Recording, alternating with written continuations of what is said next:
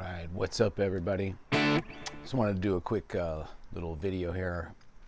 I've been trying to work on some of this Barry Harris stuff. And I'm not sure if you're hip to who Barry Harris is, but he's a jazz piano player, played, you know, kind of old school. I think he may have passed away, unfortunately, but just a brilliant musician. And I started getting into him probably 10 or 12 years ago. I kind of became aware of his methods and his approach to playing music. And I started watching some YouTube videos, and they were all him doing these kind of live clinics. And they're super interesting, and there's certainly a lot to be learned from them. However, you have to kind of decode them, because it's just videos of him talking to other piano players. He's a piano player, and a lot of times he's kind of describing his method and his ideas just through kind of playing stuff on the piano and, you know, doing examples like that. And while, you know, I do have a pretty good ear, some of the stuff is a little hard to translate on guitar. But the good news is there's a number of YouTube channels now, and I may have mentioned this before, where the Barry Harris method is explained through the guitar. There's one guy, his website is called Things I Learned from Barry Harris, and he's a guitar player, and I think he studied directly with Barry Harris. So check him out. I mean, it's amazing stuff. There's another guy called Labyrinth of Limitations, and he does the Barry Harris method too, but he's more of a classically trained guitarist, I think. And he's really good, and he really plays this stuff really amazingly. But he describes things a little too complex. I mean, I can understand him because I have a pretty good theory background. But if it was somebody that really didn't understand music theory, I feel like it would probably go over a lot of people's heads. Another thing is, for me, is I'm not really a jazz player. Hey, what's up? All right, we got somebody on. I'm not really a jazz player, so I like stealing ideas from jazz, and I like studying jazz and kind of trying to incorporate some of those ideas into more of my funk and rock and blues playing. So I've been trying to think of ways that I can interpret some of the Barry Harris ideas into my style. And I'm getting there. I'm still working on it, but I thought I'd just share a few ideas with you. So the first thing that you want to look at is, if you're playing, let's say, over a C minor chord or a minor chord vamp, Barry likes to think in terms of 6 chords. So instead of just playing like C minor 7, he would play C minor 6. Okay, and then and what you'll notice, a really important thing to notice about things like minor 6 chords, dominant 9 chords, minor 7 flat 5 chords, there's a relationship there. So really a C minor 6 chord is an inverted A minor 7 flat 5 chord. So this kind of, if you think of it like this, and you've maybe done a little homework learning some of your different chord inversions, you can just use your A minor 7 flat 5 chord inversions. So like maybe here's a root position, here's a first inversion, right? Here's a second inversion, and then the third inversion would be. So if you put a C in the base of all of those, they're all C minor 6 chords. And you learn them in different string groups, drop 2s and drop 3s and all that fun stuff. And I think you should. I'm not going to go too crazy into that today. I'm just going to show you some little lick ideas that I've come up with, but I want to explain it a little bit. And what you do is you pair that A minor 7 flat 5, which we're using as a substitution for C minor 6, you pair it with its 5 chord diminished. So G7 flat 9 is the 5 chord of C minor, and that gives you an F diminished. So you play F diminished, which is really G7 flat 9, and then A minor 7 flat 5, which is really C minor 6. Right? And you you get this back and forth between the 1 minor 6 chord and the 5 flat 9, which would be a G7 flat 9, or the diminished chord. And that unto itself is very cool because it allows you to kind of play around with different inversions of the C minor 6 chord. And you can do nice movements and create little melodies. But what this does is this creates a scale, and Barry calls it the minor 6 diminished scale. And it would be something like this. The notes of it would be a root tone, a major second. I'm doing it from C. A minor third, a fourth, a fifth, a minor 6, a major 6, and a major 7th.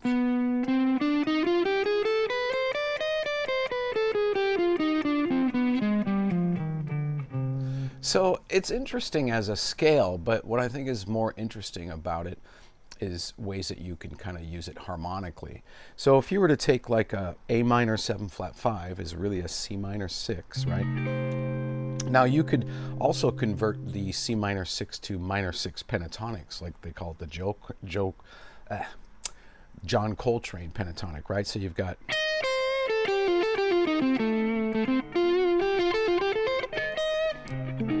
that's like the minor 6 pentatonic. And then you could pair that with an F diminished arpeggio. So you kind of have like,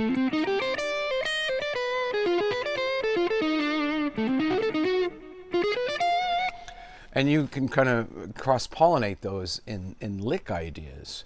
And it sounds really cool. Let me see if I can kind of do it. Now, remember, I've just been fooling around with this lately, so I don't quite have everything down. But here's A minor 7 flat 5, which would be C minor 6. I'm just kind of starting from the A, right? And then, and then you would have, and then,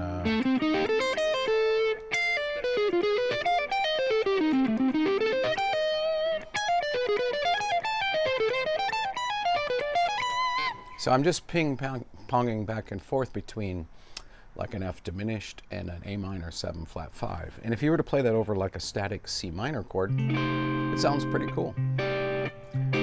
All right, so by the way, I'm just doing this live so I can just do it real kind of down and dirty and quick. Trying to do some new things where not everything is so produced and you can just kind of see things happening in real time, clams and all. I think it'll be fun. All right, so let's say if I find a little C minor chord, 1 chord groove, something like this. And just turn that down just a tad. Now if I play it as a scale, it's cool.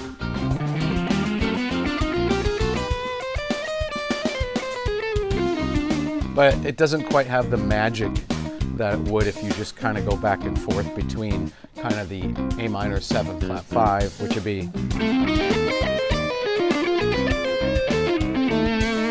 so here's A minor 7 flat 5, which I'm using as a C minor 6 chord.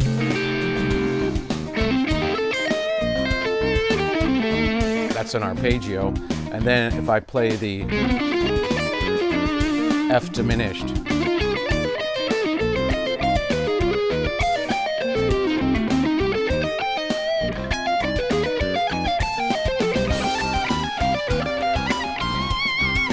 so, I mean, I'm playing it very academically, but I just want you to be able to hear what's going on there. That sounds really cool. And if you've messed around with minor 6 pentatonics at all, C minor 6, you could kind of offset that with that diminished arpeggio. So you'd have like a C minor 6 pentatonic. And then,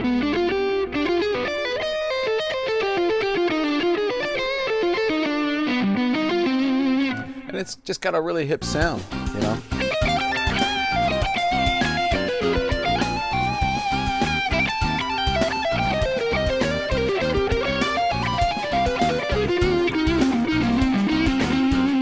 Just kind of blend them together, and then of course you can just jump back into a blues sound too. Now what's cool is you can kind of take it one step further. You could you could think of C minor 6 as also F9. So if you're playing over an F dominant 7th chord or an F9 or something like that. So I've got a little funky F7 groove here. So I can basically play the same licks.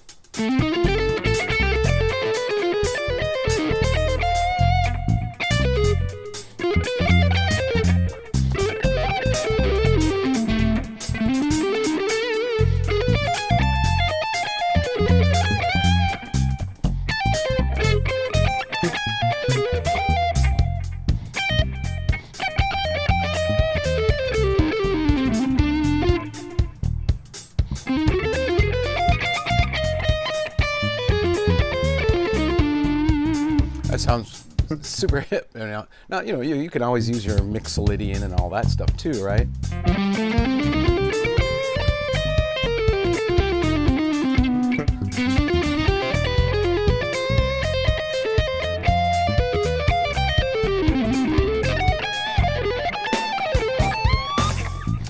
But you know, just combining those two sounds together sounds pretty hip to me. So that's kind of my process. I've been thinking about of how I can take some of these Barry Harris ideas, which is actually a really cool and vast concept that I think if you have some extra time, you should try to maybe jump into and see if it's something you might be interested in. But if there's any viewers, go ahead and shout out, say hi, what's going on? Any questions or anything, because I'm just kind of doing this like, you know, down and dirty, going live, and that way I don't have to do too much editing. So a couple different ways we can use that, right? We can think of it as almost like a Dorian sound. So if you're playing like C Dorian. Awesome, Spotties. Spotties, I know you. What's your name? I know you from somewhere. I remember you. Don't hold it against me. I meet a lot of people, but yeah, say hi. All right, cool. So, you know, if you're playing something that might be, you know, in a Dorian sound, like this little C minor groove here, I can play Dorian, right? Maybe.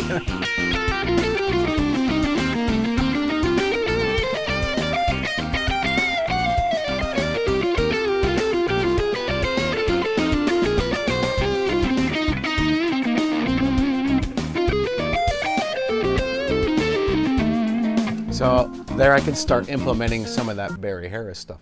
Or if you're playing over maybe like a, you know, a static dominant chord for a little bit of time, like this is F7, right? So of course F7 I could play, I could just play minor blues. That sounds cool.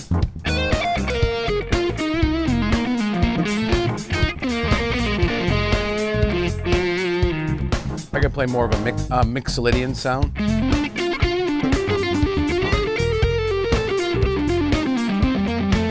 Sounds a little square, but you could. Now I could maybe play some Lydian dominant.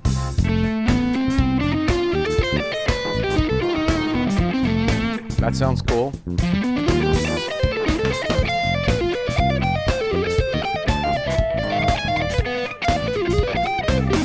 But I can mix in some of that diminished or that Barry Harris kind of diminished 6 sound.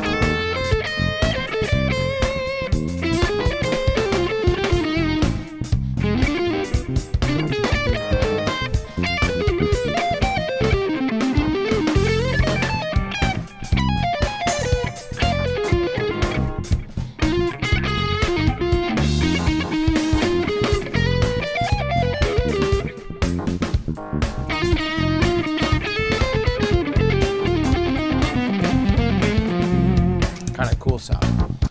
So anyway, just a quick one to kind of, yeah, Ben, that's it. I knew it. Oh wow, cool. You know, I appreciate that, man. The 3534 amp is awesome. It's amazing. And basically, I've had a few people ask me if I could send them to tabs for when I was playing. I was just winging it. It was like I did a couple passes and I just picked the best one out of the lot. But thank you, I appreciate that.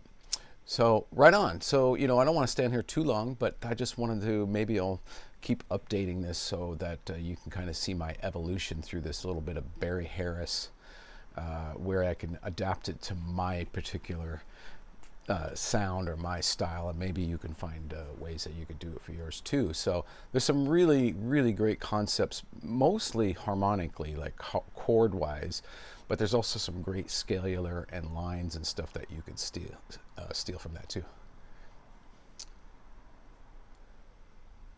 Yeah, I'm gonna post this. I mean, I might edit it down the beginning because I let it run for a little bit, but hey, Oliver, yeah, I'm just gonna leave it up. You can check it out. So having said that, I'm not going to stay on too long because you could certainly rewind it, but I'll just go over it one more time. I'm thinking about ways, you know, there's this Barry Harris method that if you're a guitar player and you're on YouTube at all, you've probably seen some of these things. And I really love the sound of it. It's really got that kind of old school jazz sound. And, you know, I studied Pat Martino for a while back in the day, and I never quite understood. He had such an ethereal way of speaking about things. I never really kind of understood what he was talking about. I mean, I understood kind of where he was coming from, and I think he, you know, a lot of those old school jazz guys had this kind of way of looking at things, which is coming from the diminished scale and the whole tone scale, and then major 6 scales and dominant 6 scale, or dominant 9 scales and minor 6 scales and stuff like that. But Barry Harris really explains it in a really great way. But again, even him, you have to decode him, you know, when you're watching some of his videos, especially because he's doing it all on piano, and I'm a guitar player. I don't play piano at all, so I'm having to kind of go, oh, I think I hear that, yeah. But then, like I said, there's a couple of guys on YouTube kind of distilling some of this Barry Harris stuff down to guitar. And that is brilliant. Like things I learned from Barry Harris, I'm a big fan of that channel. And there's another one called Labyrinth of Limitations. But those guys, even still, like if I was a beginner or intermediate guitar player, I probably wouldn't understand what they're talking about. It's pretty advanced stuff. So I like to kind of distill stuff down, and then also, you know, try to get it in a cohesive way that works with my particular sound and my particular style. Because if it only applies to jazz, well, I don't really play a lot of jazz. I don't sit around playing Stella by Starlight and stuff like that. It's just not my thing, you know. But I like stealing from jazz because there's a lot of really cool sounds in it. So I'm always thinking about, well, how can I grab that idea and adapt it to something I might use in my style? Do you know what I mean? So I started looking at this, and I think the first thing to kind of realize is this relationship between the half diminished chord, the dominant 9 chord, the minor 6 chord, and even an altered chord. So let's say if I had a C altered chord. Okay, you know, that would normally resolve to say F, right? Right? So this C altered chord is basically a C7 with a sharp 5 and a flat 9. Well, that's a B flat minor 7 flat 5. So I could use the same kind of method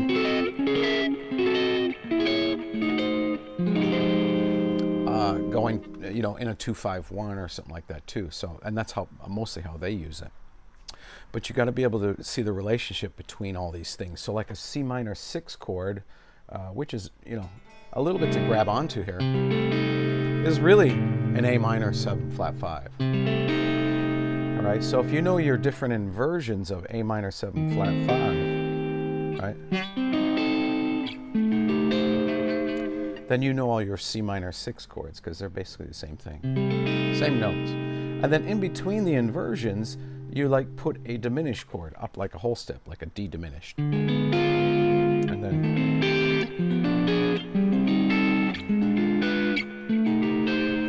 that's really a beautiful sound, you know.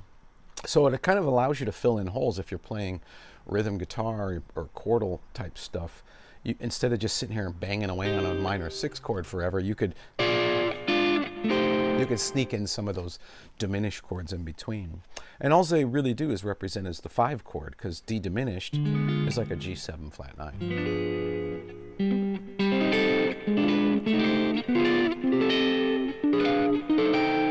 So there I'm just going back and forth between D diminished or F diminished or however you want to think about it, and A minor 7 flat 5, but I'm thinking C minor, right? So I know it's kind of going a few steps back, but But then you copy and paste those sounds over like a C minor chord, and you get some really cool stuff.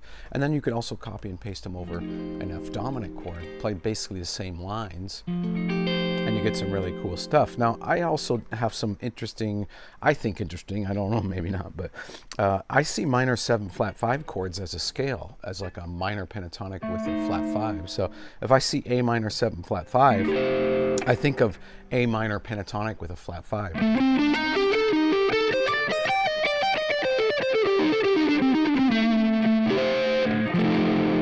Right? That's how I see that. So I could play that.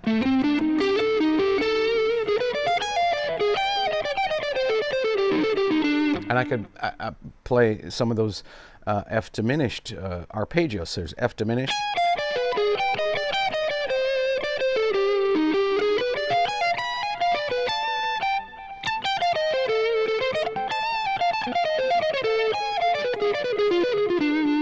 And so there's all kinds of interesting ways that you could look at that from more of a rock perspective. Anyway, that's my story, and I'm sticking to it. Let me know what you think in the comments. Like, share, and subscribe.